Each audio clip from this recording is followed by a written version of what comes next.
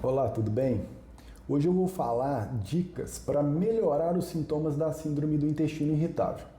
Eu sou o Dr. Maurílio Paiva, coloproctologista, e se ainda não se inscreveu no canal, aproveita para se inscrever agora. Toda semana tem conteúdo novo sobre as principais doenças do intestino, reto e ânus e também dicas para você cuidar melhor da saúde do seu intestino. A síndrome do intestino irritável é um distúrbio funcional do intestino. Pode causar um quadro crônico e recorrente, que pode variar de sintomas leves até sintomas mais graves que pioram muito a qualidade de vida das pessoas. Esse distúrbio funcional do intestino é como se fosse uma alteração dos movimentos intestinais. Ao invés de ter aquele peristaltismo normal do intestino, que a gente tem aquela movimentação regular e contínua, na síndrome do intestino irritável você tem contrações excessivas, contrações irregulares, e essas alterações no funcionamento do intestino é que são responsáveis pelos sintomas de dor e alteração no funcionamento e ou na consistência, na característica das fezes, que é o que normalmente acontece na síndrome do intestino irritável. Então, o primeiro passo para a gente conseguir melhorar os sintomas da síndrome do intestino irritável é entender bem do que se trata essa doença. E para isso é importante, em primeiro lugar, procurar um especialista para confirmar o diagnóstico. O diagnóstico ele é clínico, baseado em critérios diagnósticos, e avaliar se serão necessários exames para excluir outras doenças.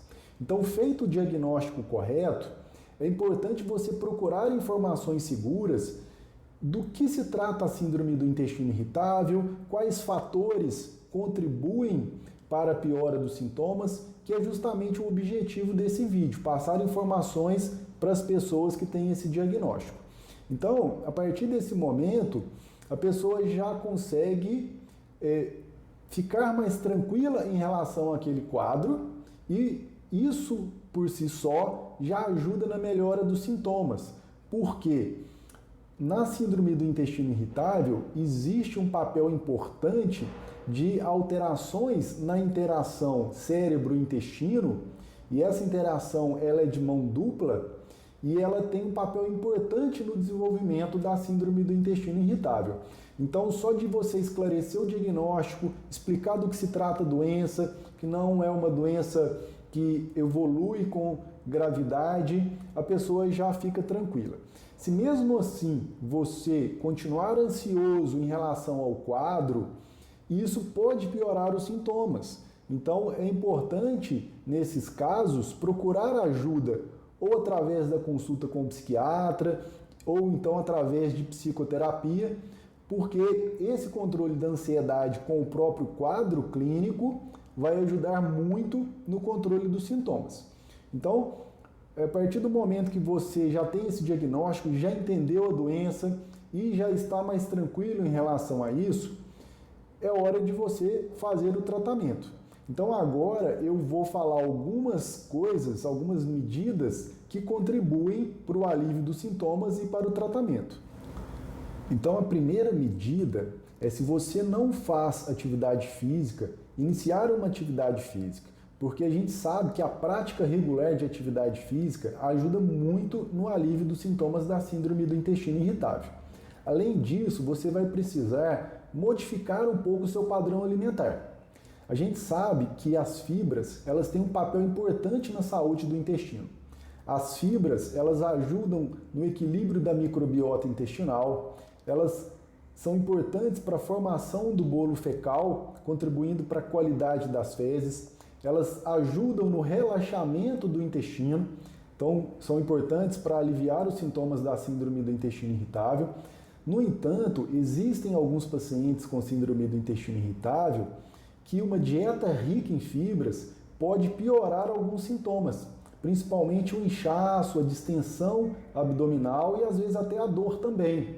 Então, nesses casos, a gente tem que dar preferência para dieta com fibras solúveis, porque os sintomas eles pioram principalmente com a ingestão das fibras insolúveis. É importante dizer aqui que a maioria dos alimentos ricos em fibras, eles têm tanto fibra solúvel quanto fibra insolúvel. No entanto, nesses casos, você vai dar preferência para os alimentos que contêm maior teor de fibras solúveis. Além disso, é muito importante na fase inicial do diagnóstico da síndrome do intestino irritável, a gente fazer uma restrição a alimentos ricos em carboidratos fermentáveis, ou FODMAPs. FODMAP é uma sigla do inglês que é monoóligo-disacarídeos fermentáveis e polióis. E esses carboidratos fermentáveis, eles têm um papel importante no desenvolvimento dos sintomas da síndrome do intestino irritável. No início, essa restrição ela deve ser mais rigorosa durante 4 a 6 semanas. E depois disso, você vai reintroduzindo alguns alimentos, observando a tolerância e se eles vão causar piora dos sintomas. Para a gente conseguir fazer uma restrição adequada dos FODMAPs e também uma reintrodução adequada, é muito importante o acompanhamento com uma nutricionista. E eu sempre indico e encaminho meus pacientes para o acompanhamento com uma nutricionista, porque ela vai ajudar muito nessa orientação da restrição adequada, de quais alimentos você pode substituir esse grupo de alimentos e também vai ter um papel super importante na reintrodução. Nessa fase de reintrodução, é muito importante você observar alimentos que funcionam como gatilho para piora dos sintomas ou para recorrência dos sintomas. Então, o acompanhamento com um profissional capacitado, ele vai ajudar muito nessa fase. Aqui é importante a gente lembrar que cabe ao médico fazer o diagnóstico da síndrome do intestino irritável e avaliar se serão necessários exames para excluir outras doenças. E aí, a partir do diagnóstico, encaminhar para o acompanhamento nutricional. E é importante lembrar também que esse vídeo ele é informativo e não substitui uma consulta médica nem nutricional. Voltando aos aspectos emocionais, foi observado que pessoas com síndrome do intestino irritável têm uma hipersensibilidade visceral, ou seja, elas apresentam sintomas quando são expostas a determinados estímulos que não acontece naquelas pessoas que não têm síndrome do intestino irritável, que quando são expostas aos mesmos estímulos não apresentam aqueles sintomas.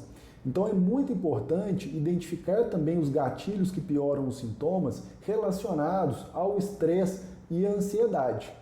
Incluir, além da atividade física, atividades de lazer e relaxamento ajudam muito no alívio dos sintomas. Para aquelas pessoas que são mais aceleradas, é preciso momentos para parar, refletir e atividades que tenham menos estímulos, como, por exemplo, atividades de leitura, meditação, yoga, massagens relaxantes. Para aquelas pessoas que já são mais calmas, introspectivas, atividades que vão ajudar a extravasar essa tensão talvez sejam mais interessantes. Por exemplo, uma atividade física ao ar livre ou a prática de algum esporte ou luta. Nos casos de pessoas com síndrome do intestino irritável com sintomas refratários a essas medidas não medicamentosas ou naqueles quadros mais graves desde o início, pode ser necessário a terapia medicamentosa. Existem alguns medicamentos de classes diferentes que ajudam muito no alívio dos sintomas da síndrome do intestino irritável.